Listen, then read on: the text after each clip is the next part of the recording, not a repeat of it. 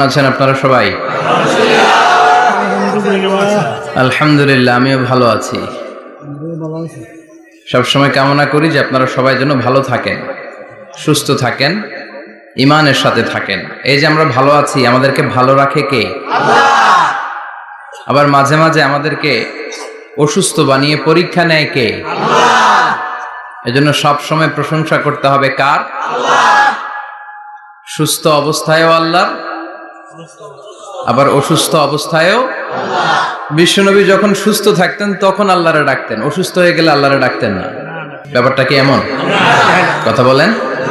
সুস্থ থাকলেও তিনি জিকির করতেন কার? আল্লাহ। অসুস্থ অবস্থায়ও তিনি জিকির করতেন কার? আল্লাহ। বিশ্বনবী মাঝে মাঝে অসুস্থ হতেন না? কথা বলেন। বিশ্বনবী অসুস্থ হতেন, তারপরেও তিনি আল্লাহর কাছে চাইতেন। বিশ্বনবী বলতেন, ইযা সাআলতা ফাসআলিল্লাহ, যখন চাইবা আল্লাহর কাছে চাও। কার কাছে? না খাজা বাবা, ল্যাংটা বাবা, বড় হুজুর, মেজ হুজুর, ছোট হুজুর? কার কাছে? সহজ না হিসাবটা? ইযা সাআলতা ফাসআলিল্লাহ, যখন চাইবে তো আল্লাহর কাছে চাও। ওয়া ইযা ইসতাআনতা ফাসতাইন বিল্লাহ, সাহায্যের দরকার কার কাছে সাহায্য চাবা? কেউ যেটা পারে না পারে কে? আল্লাহ। কেউ যেটা বোঝে না বুঝে কে? আল্লাহ। কেউ যেটা দেখে না দেখে কে? আল্লাহ। পৃথিবীর সবার চোখকে ফাঁকি দিলেও আপনি কি আল্লাহর চোখ ফাঁকি দিতে পারবেন? আল্লাহ ইজ ওয়াচিং ইউ, আল্লাহ সুবহানাহু ওয়া তাআলা ইজ অবজার্ভিং ইউ। আল্লাহ আপনারা দেখছেন।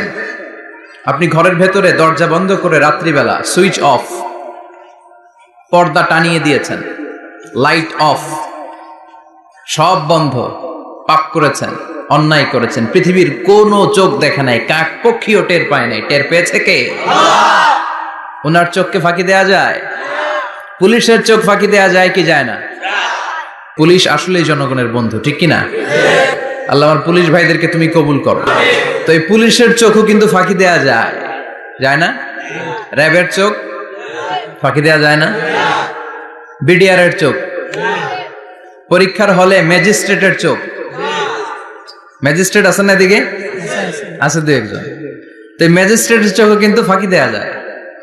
বিমানবন্দরে যাত্রীরা যখন নামে তখনই জিজ্ঞেস করে কোত্থেকে আসছেন, গোল্ড আছে কিনা, বার আছে কিনা, এটা আছে কিনা, ওইটা আছে কিনা। তো এই যে বিমানবন্দরের কাস্টমস অফিসারের চোখ ফাঁকি দিয়ে অনেকে স্বর্ণ নিয়ে আসে, এরকম ডাকাইত আছে না নাই? তার মানে বিমানবন্দরের কাস্টমস অফিসারের চোখও ফাঁকি দেয়া যায় কি যায় না? তো পুলিশের চোখ ফাঁকি দেয়া যায়, র্যাবের চোখ ফাঁকি দেয়া যায়, বিমানবন্দরের কাস্টমস অফিসারের চোখ ফাঁকি দেয়া যায়, কিন্তু আল্লাহর চোখ ফাঁকি দেয়া যায়? চিল্লায় বলেন ফাঁকি দেয়া যাবে? এজন্য কেউ যেটা দেখে না দেখে কে? আল্লাহ। কেউ যেটা শোনে না শোনে কে? আল্লাহ। কেউ যেটা বুঝে না বুঝে কে? আল্লাহ। এজন্য চাইবেন কার কাছে? নাকি দয়াল বাবার কাছে? দয়াল বাবা রে দয়া করো আমারে। কি সুন্দর মিলাইছে, দয়াল বাবারে দয়া করো আমারে। দয়াল বাবা আপনার কিচ্ছু করতে পারে না। এটাই হচ্ছে খালেস তাওহীদের ধারণা। তাওহীদ মানে একত্ববাদ, ওয়াননেস অফ গড। স্রষ্টা যে একজন, সবাই আমরা এক কেন্দ্রিক হব, শুধু ওনার কাছে চাবো, ওনার কাছে কাঁদবো, মনের জ্বালা যন্ত্রণা শুধু উনিই পূরণ করতে পারেন, ঠিক কিনা? এটার নাম তাওহীদ। এটার নাম কি? তাওহীদেরই মুর্শিদ আমার মুহাম্মাদের নাম বলো, মুহাম্মাদের নাম। আল্লাহর নাম জপলে বুঝতে পারি আল্লাহরই কালাম, বলো মুহাম্মাদের নাম। ওই নামেরই রশি ধরে যাই আল্লাহর পথে, ওই নামেরই ভেলায় চড়ে ভাসি নূরের স্রোতে। ওই নামের বাতি জেলে দেখি আরশের মুকাম, বলো মুহাম্মাদের নাম। পড়েন তাওহীদেরই মুহাম্মাদের নাম বলো, মুহাম্মাদের নাম। আল্লাহর নাম জপলে বুঝতে পারি আল্লাহরই কালাম, বলো মুহাম্মাদের নাম। চিল্লায় পড়েন আল্লাহু আকবার। এটার নাম তাওহীদ। আমরা এক আল্লাহ বিশ্বাসী। ইদা সাআলতা ফাসআলিল্লাহ, যখন কিছু চাইতে হবে কার কাছে চাইবেন? যখন বিপদে পড়বেন কার কাছে চাইবেন? আপনার মনের জ্বালা যন্ত্রণা দূর করতে পারে কে? ব্যবসায় সফল হতে চান, আপনার সফল বানায় দিতে পারে কে? আপনার ছেলে নাই, মেয়ে নাই, ছেলে মেয়ে দিয়ে কলিজাটারে ঠান্ডা করতে পারে কে? এজন্য কার কাছে চাবো? আল্লাহ ছাড়া কারো কাছে চাওয়া যাবে? কথা বলেন। আল্লাহ তুমি বুঝার তৌফিক দাও, আর জোরে পড়েন আমিন। এজন্য প্রত্যেক সালাতের পরে আমরা পড়ি রাদিতু বিল্লাহি ওয়া বিল ইসলামি ওয়া বি মুহাম্মাদিন নবিয়ান ওয়া রাসূলা। আল্লাহর রব হিসেবে পেয়ে আমরা খুশি না বেজার? বিশ্ব নবীকে নবী হিসেবে পেয়ে খুশি না বেজার? ইসলামকে ধর্ম হিসেবে পেয়ে খুশি না বেজার? কোরআনকে সংবিধান হিসেবে পেয়ে খুশি না বেজার? আজকের মাহফিলে আসতে পেরে খুশি না বেজার? কম না বেশি? আমরা সবাই খুশি, পরিমাণে বেশি। আওয়াজ করে পড়েন আল্লাহু আকবার। তাহলে রাদিতু বিল্লাহি রাব্বা, রাদিতু বিল্লাহি। প্রত্যেক সালাতের পরে এই দোয়াটা পড়েন তো? এই দোয়াটা পড়বেন, রাদিতু বিল্লাহি রাব্বা। আমরা আল্লাহকে রব হিসেবে পেয়ে খুশি, কারণ তিনি এমন রব, তিনি আমাদের মনের সব আকুতি, জ্বালা যন্ত্রণাকে সমাধান করে দিতে পারেন। চিল্লায় বলেন ঠিক কিনা? তিনি এমন রব, আমরা গোপনে কিছু করলেও তিনি দেখেন, প্রকাশ্যে কিছু করলেও তিনি দেখেন। সূচনাহীন অতীত থেকে তিনি আছেন, শেষহীন ভবিষ্যৎ পর্যন্ত তিনি থাকবেন। চিল্লায় বলেন তিনি কে? এজন্য রাব্বুল আলামিন বলেন হুয়াল আউয়ালু ওয়াল আখিরু ওয়াজ যাহিরু ওয়াল বাতিন ওয়া হুয়া বিকুল্লি শাইইন আলিম। আল্লাহ বললেন আমি প্রথম, আমি শেষ, আমি প্রকাশ্য, আমি গোপন। ঠিক কি না? প্রথমে কে? আওয়াজ করে বলতে হবে, প্রথমে কে? প্রথমে আল্লাহ আল্লাহ, শেষেও আল্লাহ আল্লাহ, আকাশে আল্লাহ আল্লাহ, জমিনে আল্লাহ আল্লাহ। চিল্লায় পড়েন প্রথমে আল্লাহ আল্লাহ, শেষেও আল্লাহ আল্লাহ, আকাশে আল্লাহ আল্লাহ, জমিনে আল্লাহ আল্লাহ। নিখিল জাহান গাই গুণগান তার নামে গাই, আমরাও গাহি তাআলা হামদে বারি তাআলা, হামদে বারি তাআলা, হামদে বারি তাআলা। চিল্লায় পড়েন আল্লাহু আকবার। হুয়াল আউয়াল ওয়াল আখির ওয়াজ যাহির ওয়াল বাতিন। তিনি প্রথম, তার আগে কেউ আছে? কথা কন। তিনি কবে থেকে আছেন? অনেক সময় আমাদের মাথায় প্রশ্ন জাগে, এই যে আল্লাহ আছে, কবে থেকে আছে? কবে থেকে? উনি শুরুটা কবে? আল্লাহ বলে আমি সূচনাহীন অতীত থেকে আছি। আমি এমন অতীত থেকে আছি যেই অতীতের কোনো সূচনা নাই। সুবহানাল্লাহ কইবেন না? আবার আমি সীমাহীন ভবিষ্যৎ পর্যন্ত থাকবো। সুবহানাল্লাহ পড়েন। এমন ভবিষ্যৎ যেটা সীমা নাই, এমন অতীত যেটা শুরু হয় নাই, তিনি হচ্ছেন আল্লাহ। চিল্লায় বলেন তিনি কে? এজন্য আমরা বলি রাদিতু বিল্লাহি রাব্বা, রব হিসেবে আল্লাহ তোমারে পেয়ে আমরা খুশি। এজন্য আমাদের ইবাদতের সব জায়গায় এই রবের নামের গুণগান আছে না নাই? আমরা যখন রুকুতে যাই আমরা পড়ি সুবহান রাব্বিয়াল, আবার যখন আমরা সিজদায় যাই আমরা পড়ি সুবহান রাব্বিয়াল আ'লা। রুকুতে গেলে সুবহান রাব্বিয়াল আযীম, আবার যখন সিজদায় যাই তখন আমরা পড়ি সুবহান রাব্বিয়াল আ'লা। আবার কবরের জীবন যখন আমরা শুরু করে দিব, কবরের প্রথম প্রশ্ন হবে তোমার রবের নাম কি? আমরা বলবো আল্লাহ আমারে রব, আল্লাহ আমারে রব, এই রবি আমার সব। দমে দমে তনু মনে তারি অনুভব, তোমার দুনিয়াতে আমি যেদিকে তাকাই অথই নেয়ামতে ডুবে আছি সবাই। পাক পাখালির গানে শুনি তসবিহ কলো রব, তসবিহ কলো রব, আল্লাহ আমার রব, এই রবি আমার সব। সুবহানাল্লাহ, কি অসাধারণ কথামালা। আল্লাহ আমার রব, এই রবি আমার সব।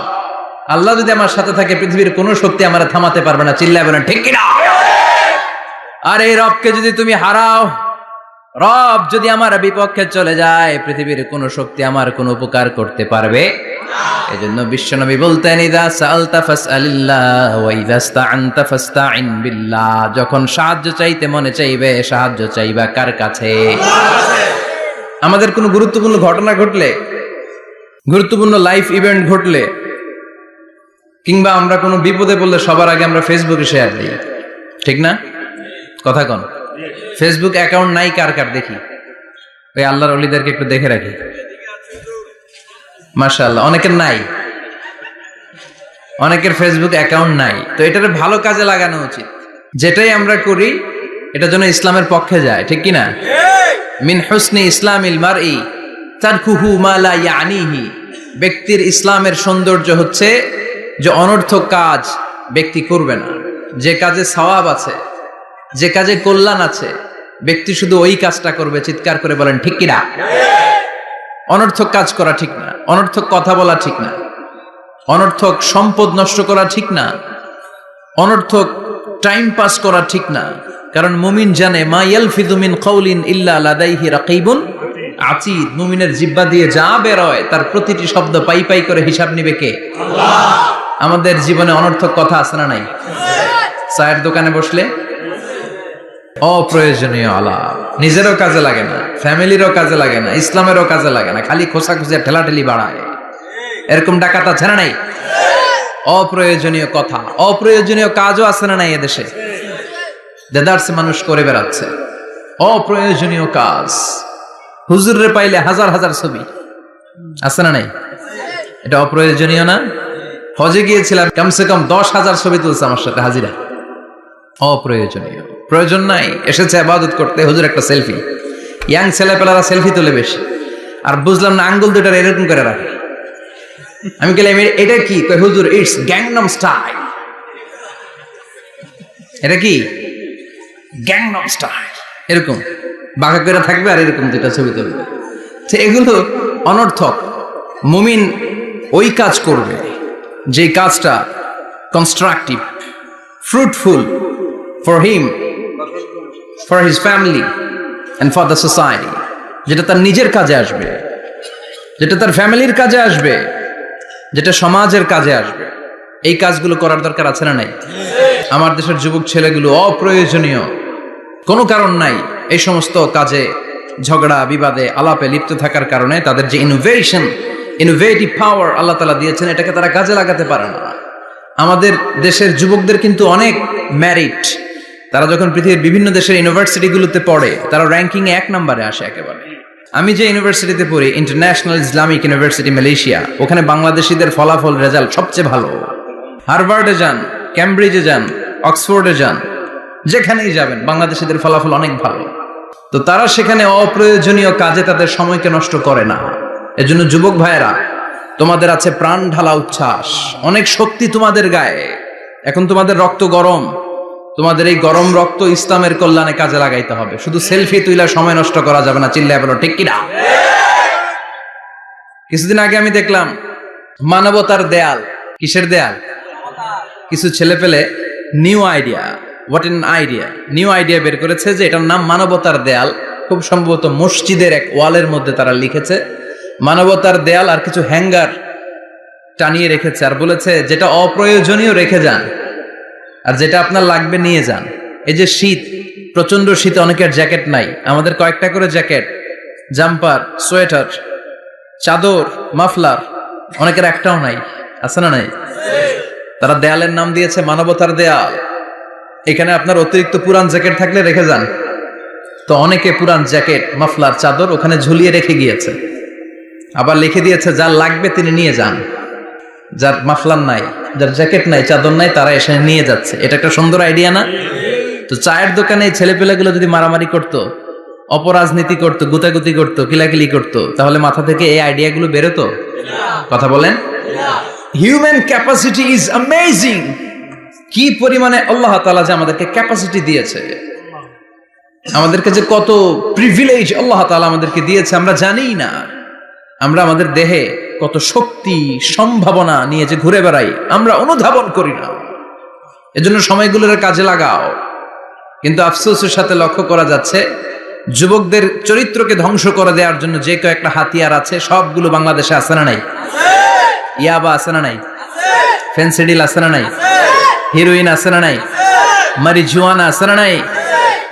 এই ফেন্সিডিল ইয়াবা আগে শুনতাম ইউনিভার্সিটির ছেলেরা খাইতো, এরপরে নাইমা আসলো কলেজে, এরপরে হাই স্কুলে, এখন প্রাইমারি ছেলেদের হাতে ওই ইয়াবা ঢুকছে, চিল্লা এখন ঠিক কিনা? দেশের যুব সমাজ আজকে কোথায়? পর্নোগ্রাফি, এক একটা মোবাইল এক একটা হিন্দি সিনেমার কারখানা। ইন্ডিয়ান নায়িকাদের কোমর দুলানো ডান্স আছে না নাই? স্মার্টফোন নিয়ে ছেলে স্মার্ট হয়, কিন্তু ইমান, আখলাক, চরিত্র সব শেষ। অপরাজনীতি, রাজনীতির নামে মন্দ খারাপ প্রতিহিংসামূলক ছাত্র রাজনীতি, নেতারা এই যুবক ছেলেদেরকে ইউজ করে, ওর বিরুদ্ধে ও মার, তুই ওরে মার, ওনারা থাকে অন্য জায়গায়, আছে না নাই? এভাবে আমাদের দেশের ছেলেদের চরিত্র, তাদের সম্ভাবনাকে আমরা নষ্ট করে দিচ্ছি। যুবক ভাইয়েরা, in the day of judgement, কিয়ামতের কঠিন ময়দানে আল্লাহ তাআলা 7 শ্রেণীর ব্যক্তিকে তার আরশের নিচে ছায়া দিবেন। এর মধ্যে এক শ্রেণী হচ্ছে তোমরা যারা যুবক, শাবুন নাশাআ ফি ইবাদাতিল্লাহ, ওই যুবক যারা তাদের যৌবনে, তাদের সময়টা, তাদের দিন, তাদের রাত তারা আল্লাহর ইবাদতে কাটিয়েছে। সুবহানাল্লাহ পড়েন। 7 শ্রেণীর মধ্যে 2টা শ্রেণী হলো যুবক। একটা হলো যৌবন সময়ে যারা আল্লাহর ইবাদতে রাত কাটায়, সময় কাটায়। আর দ্বিতীয় ওই যুবক, যে যুবককে কোনো নারী অন্যায় কাজের, অন্যায় প্রেম করার পরকীয়ার অফার দেয়, ওই অফারকে ক্যান্সেল করে ওই যুবক বলে ইন্নী আখাফুল্লাহ, আমি এই পরকীয়ার দিকে যেতে পারি না, কারণ আমার অন্তরে ভয় আছে একজনের, তিনি কে? যাদের হৃদয়ে আছে আল্লাহর ভয়, তারা কভু পথ ভুলে যায় না। আল্লাহর প্রেম ছাড়াই দুনিয়ায় কারো কাছে কোনো কিছু চায় না, ঠিক কি না? রাতের আধারে যারা সেজদাতে রয়, দু চোখের শ্রুতে নদী যেন বয়। আল্লাহু আকবার। তো তাহাজ্জুদ পড়বে কখন? ফজরে তো পড়তে পারে না, আছে না নাই? রাতের আধারে যারা সেজদাতে রয়, দু চোখের শ্রুতে নদী যেন বয়। ছলনার হাতছানি যতই ডাকুক, পেছনে ফিরেও সে তাকায় না। যাদের হৃদয়ে আছে আল্লাহর ভয়, তারা কভু পথ ভুলে যায় না। আল্লাহর প্রেম ছাড়াই দুনিয়ায় কারো কাছে কোনো কিছু চায় না। চিল্লায় বলেন ঠিক কিনা? তার মানে প্রথম হচ্ছে এক যুবক, যেই যুবক তার যৌবন কালের সময়টা আল্লাহর ইবাদতে কাটায়। দ্বিতীয় হলো এমন যুবক পরকীয়ার অফার পেয়ে সে বলে আমি ভয় পাই একজনকে, তিনি কে? এজন্য যুবক, তোমার অন্তর আল্লাহর ভয় থাকতে হবে। তোমার সময়টা এমনি কাটানো যাবে না, ইবাদতে কাটাতে হবে, ঠিক কিনা? এজন্য আমরা নামাজের পরে বলি রাদিতু বিল্লাহি রাব্বা, আল্লাহকে রব হিসেবে পেয়ে আমরা খুশি। তারপরে বলি অবিল ইসলামি দীনা, ইসলামকেও দিন হিসেবে পেয়ে আমরা খুশি না বেজার? কথা কন, খুশি না? আপনি খুশি হইলে আপনার লাভ, খুশি না হইলে আপনার লস। ইসলামের বিজয়কে সমুন্নত করবে কে? ইসলামের পতাকা পত পত করে হোয়াইট হাউসের উপরেও একদিন ঝুলবে। চিল্লায় বলেন ঠিক কিনা? আল্লাহ বলেন খবরদার, ফু দিয়ে ইসলামের বাতি তোরা নিভাতে পারবি না। ইউরিদুনা লিয়ুতফিউ নূরাল্লাহি বিআফওয়াহিহিম ওয়াল্লাহু মুতিম্মু নূরিহি ওয়ালাউ কারিহাল কাফিরুন। ইসলাম বিরোধীরা চায় মুখের ফুৎকারে ইসলামের বাতিকে নিভিয়ে দিতে। আল্লাহ বলে খবরদার, ষড়যন্ত্র করে লাভ নাই, ইসলামের বিজয় আমি নিশ্চিত করে দেব। স্যামুয়েল হ্যান্টিংটন একটা বই লিখেছে, দ্য ক্লাশেস অফ সিভিলাইজেশন। ওই বইতে তিনি বলেছেন এই যে সভ্যতার সংঘাত, এত সভ্যতা, চায়না সভ্যতা, আর্য সভ্যতা, বৈদিক সভ্যতা, সিন্ধু সভ্যতা, মহেঞ্জোদারো সভ্যতা, ইরাকীয় সভ্যতা, মিশরীয় সভ্যতা, একটার পর একটা সভ্যতা পৃথিবীতে এসেছে, একটার পর একটা সুপার পাওয়ার। এখন সুপার পাওয়ার হচ্ছে ইউনাইটেড স্টেটস অফ আমেরিকা, ধারণা করা হচ্ছে এরপরে চায়না হবে সুপার পাওয়ার, আবার অনেকে বলছে এরপরে ইন্ডিয়া হবে সুপার পাওয়ার।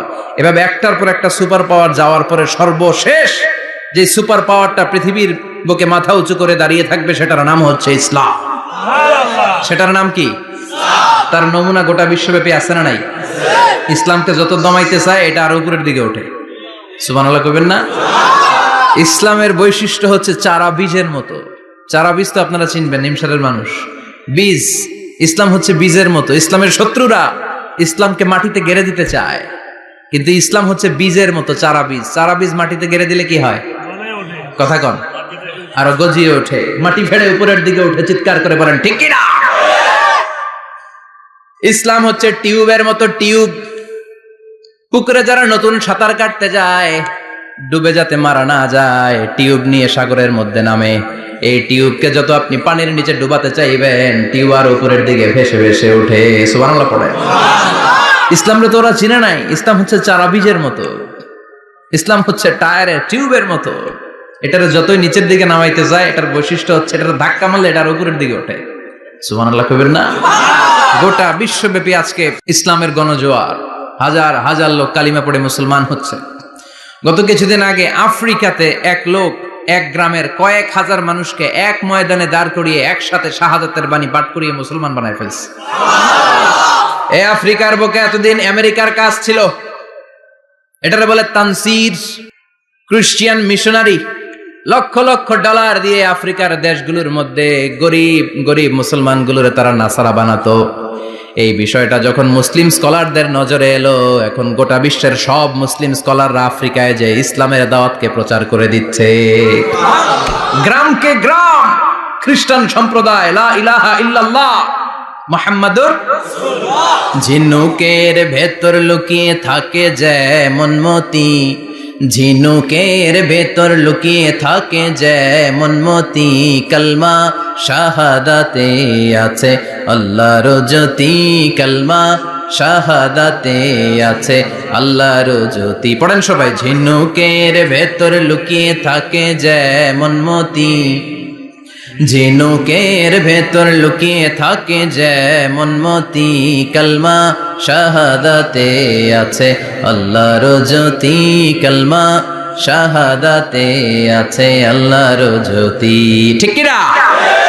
এই জ্যোতি যদি একবার কারো হৃদয়ের মধ্যে স্থান করে নেয়, এই নুরানি আলোর ছোটা যদি কারো হৃদয়ের মধ্যে জায়গা দখল করে নেয়, পৃথিবীর কোনো মতাদর্শ তার অন্তরের মধ্যে আর থাকতে পারে না।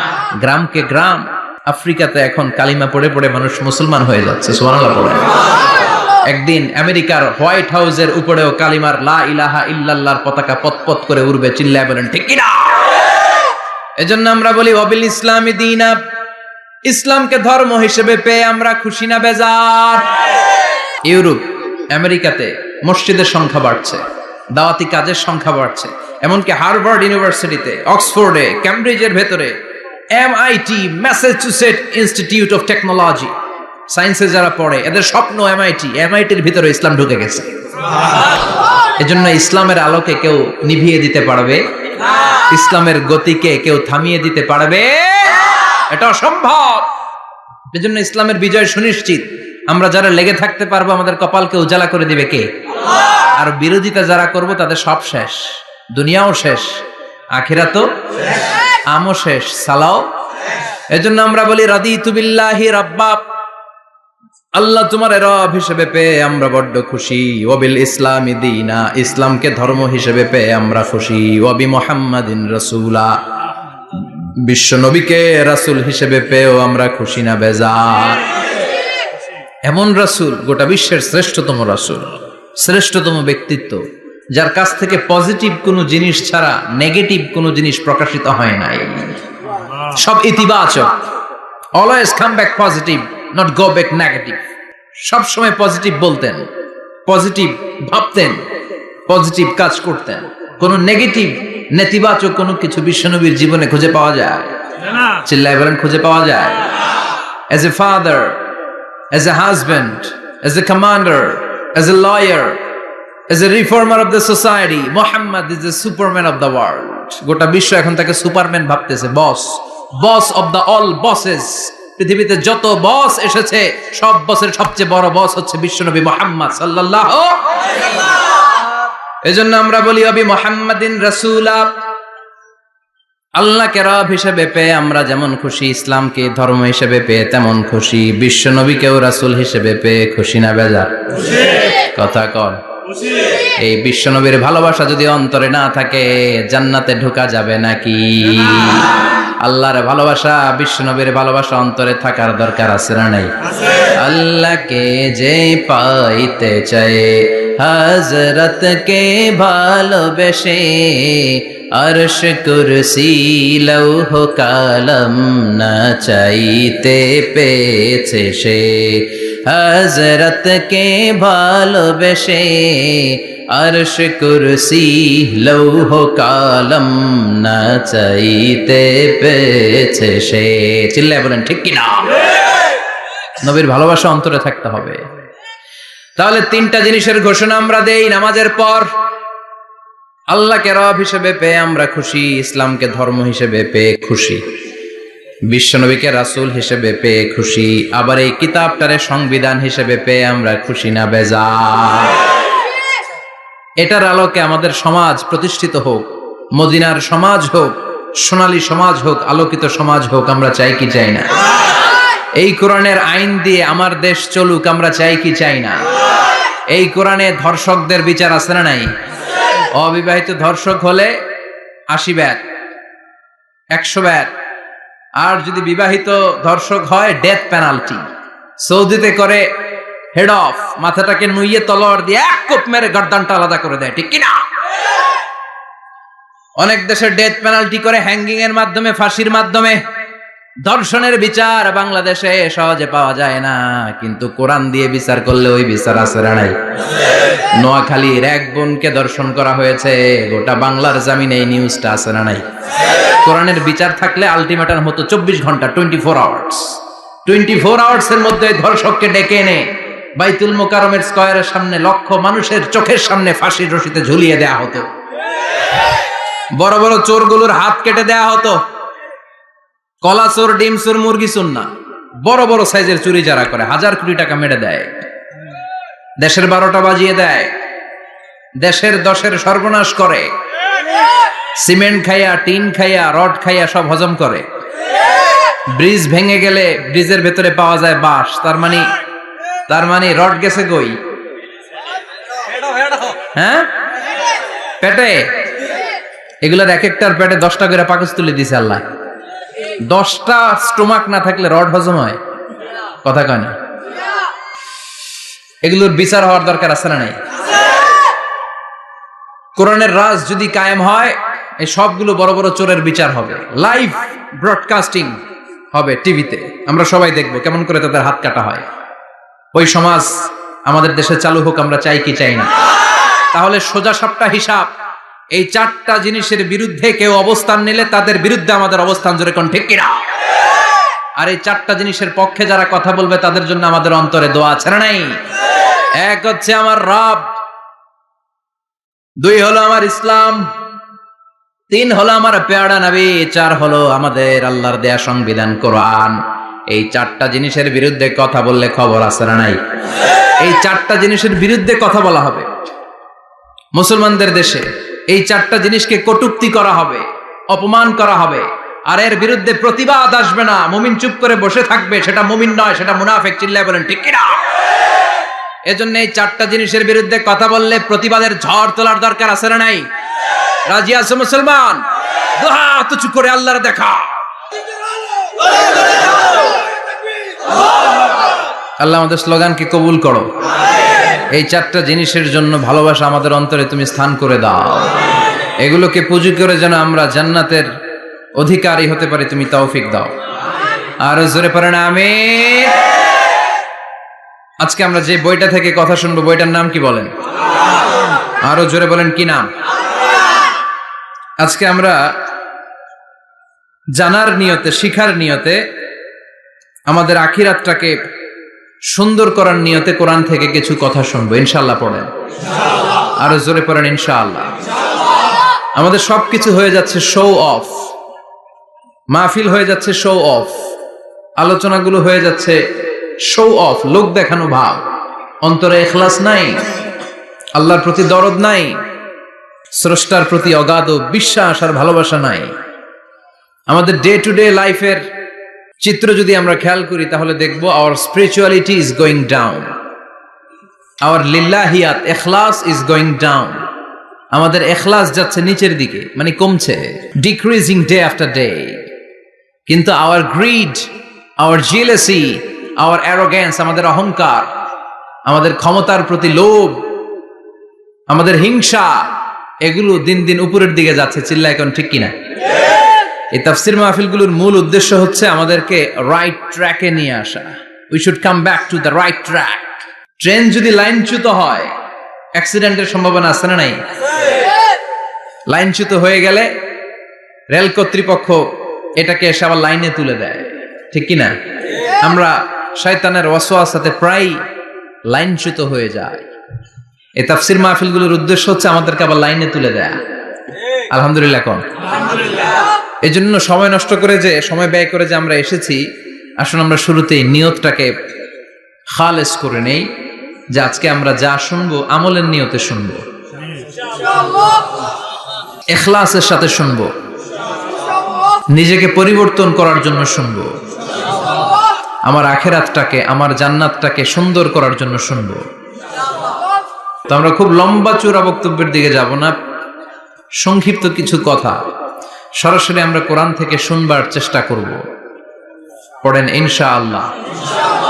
এবং আজকে এই 2 দিন ব্যাপী তাফসীরুল কোরআনের প্রোগ্রামের প্রথম দিন আমরা একসাথে বিদায় নিব ইনশাআল্লাহ। পড়েন। আলোচনার মাঝখানে উঠা বসা করবেন? শেষ পর্যন্ত থাকবেন? কথা দিয়েছেন?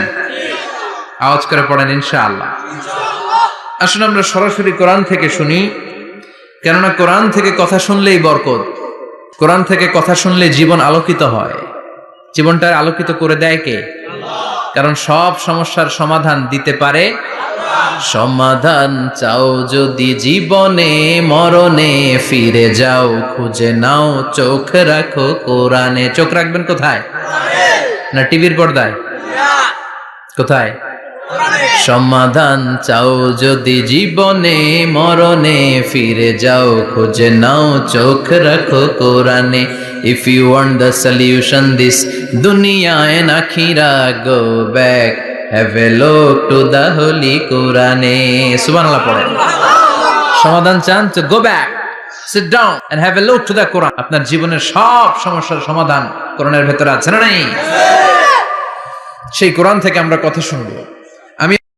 নিয়মিত ইউটিউব ভিডিও দেখতে সাবস্ক্রাইব করুন। নতুন নতুন ভিডিও পেতে ঘন্টা বাটনটি চাপুন।